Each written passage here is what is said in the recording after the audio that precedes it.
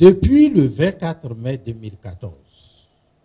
le pouvoir a rompu toute discussion avec le FPI, qu'il a plutôt entrepris de déstabiliser de l'intérieur, mais ceci en vain. C'est dans ces conditions que le régime Ouattara et ses alliés ont organisé unilatéralement toutes les consultations électorales, excluant ainsi de fait le FPI de ces scrutins. Ainsi,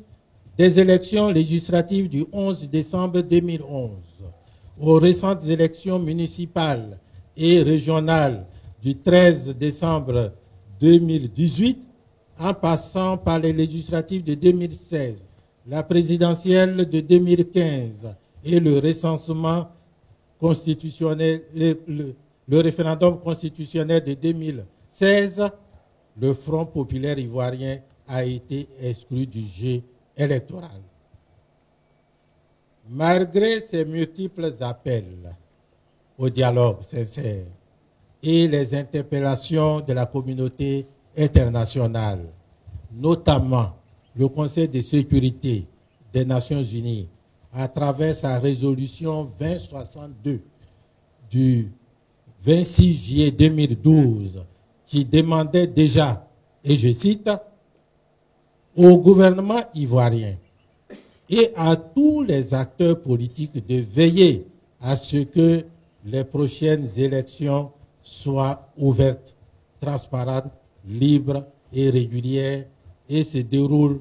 dans le calme et à ce qu'elles favorisent la représentativité politique et la réconciliation en choisissant une date opportune, en assurant la sécurité et en procédant aux réformes électorales utiles. Fin de citation. Sur la question particulière des réformes du cadre institutionnel et juridique des élections en Côte d'Ivoire, le chef de l'État, malgré la promesse qu'il a faite le 6 août 2018 de, et je le cite, réexaminer la composition de la CEI avant les prochaines élections, a fini par se rétracter à la surprise générale. Or, l'annonce du 6 août 2018 augurait du retour de la Côte d'Ivoire à une normalité démocratique qui devrait permettre à tous les partis politiques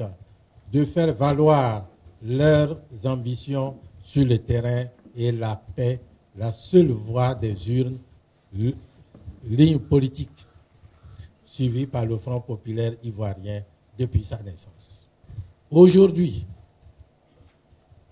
à cause du refus obstiné de M. Ouattara et de son gouvernement à régler les problèmes des Ivoiriens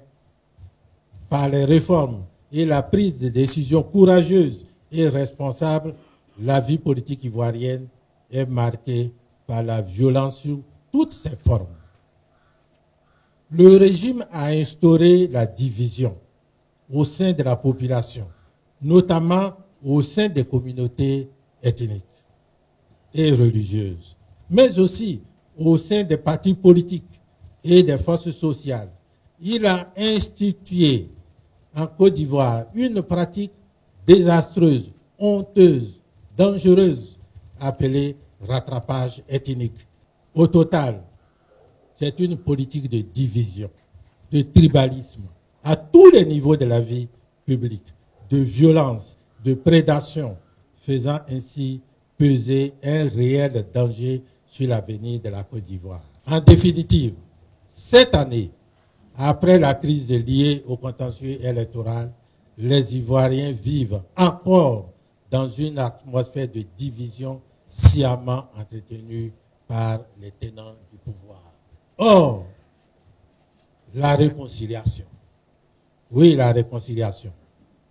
est un élément important pour la reconstruction du pays, pour l'édification d'un État de droit, d'un État démocratique, laïque et solidaire. C'est pourquoi prévenir toute forme d'instabilité auquel le pays est exposé et pour mettre fin à la souffrance du peuple de Côte d'Ivoire qui a soif de la réconciliation vraie et sincère que le président Laurent Gbagbo, président du Front populaire ivoirien, a instruit l'ensemble de la direction du parti à, premièrement, entreprendre sans délai toutes les initiatives nécessaires en vue de la promotion et de la mise en œuvre effective de la réconciliation nationale et de la cohésion sociale. Pour ce faire, le président Laurent Gbagbo met le parti en mission auprès de tous les acteurs de la vie politique et de la société civile, sans exception, en vue d'une grande mobilisation pour construire ensemble les bases de la vraie réconciliation entre les filles et les fils de la Côte d'Ivoire. Deuxièmement, il demande au Front populaire ivoirien d'approcher les partis politiques de gauche pour renforcer et s'approprier davantage la problématique de la réconciliation nationale, gage de la stabilité d'une paix durable en Côte d'Ivoire.